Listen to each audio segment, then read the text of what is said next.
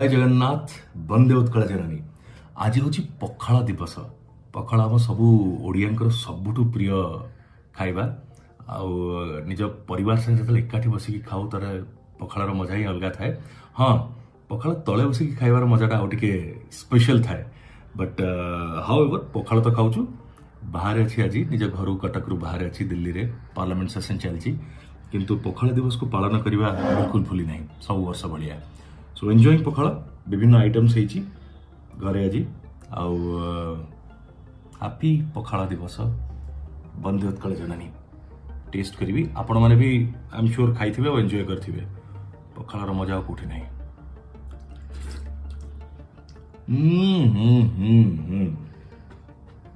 पखाळ, आलू भजा, बड़ी चूरा,